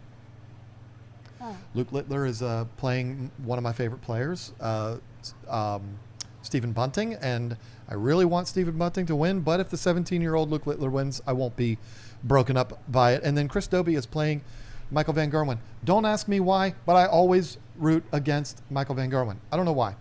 Most of you that are watching this, unless you're watching this from London, you don't know who any of those people are. And I don't blame you, because why would you follow darts? It's kind of silly, but I love it, and that's what I'm going to be watching when I go in. But I'm you probably all, going to message then. why? She's right there. See? Because I'm going to message her. With the big 5, she's that right out. there. There's a private number calling me on my watch. At See? 10 o'clock at night, who would do that? 9 o'clock. 9 o'clock at night. It's private. They're getting hung up on. Lisa, you have to stay there. Someone needs to call 911. What? Wait, what? What's happening? Wait, what? We got a private number calling, and now somebody's saying call 911. Anyway, listen. Talk too long and send us late. No, I will not send you late to prime time. What I'm waiting is for Jason to text me, because that's what he's going to be doing when they go live. He texts me, and then I know to get off. Private calls just Zenny sliding into your DMs. It's so funny. I FaceTimed her once, and did I FaceTime or did I just call? I think it was a call. I don't think it was FaceTime. It wasn't FaceTime because I was driving. So I had put it on so I could talk to her through the car. And it was the first time I ever called. It was so funny. I was like, it's our first time and we're talking the first time in the car. It was so funny. Oh, I get what Sherry Coleman was talking about. Someone needs to be here to call 911 when we try to pick the tank up. Oh, yeah. That definitely That's makes a sense. baby But key. listen, nobody got hurt the day we moved the tanks here. Doug, I thought, was going to have to go to the hospital, but that was on the Virginia side, not here. So, Oh, yeah. yeah, let's get some more cats. Tidal 70 or Fluval AC 70 for 55 gallon. Listen, Tim, I am a fan of both filters. If I had to pick one, it would be the Tidal, because it has that pump in the tank. And to all of the people who say the pump in the tank is a bad thing, I think you're a crazy person. I'll say it to your face. I'm not scared of you. I will say it to your face every time. I think the pump needs to be in the tank because it just makes it way more efficient, makes it quieter, and it starts right back up again after you do water changes or when the power goes out and comes back on. There it is. You got Text from Jason. you got They the are text? live. So say goodbye to everybody so Oh. they can go watch. Oh, okay. Yeah. So I guess I better say goodbye, huh? Yeah. I'm just kidding. Anyways, thanks for hanging out with us. It was a lot of fun. And thank you, Cichlid Charmer, for coming on tonight and hanging out with us too. And thank you, mods, for being here. We appreciate you guys. And thank to all of you all for being here and hanging out with us. And we will see you next Thursday. Have a We good will night. indeed. Happy New Year. We got a guest next week too. It's going to be fun. You don't even know about it. Oh, Yeah. Great. Don't forget to check out Cichlid Charmer. Don't subscribe because we said so. Subscribe if you Bye. like his content. Say bye, baby kitty. Meow. There you go. Bye, everybody.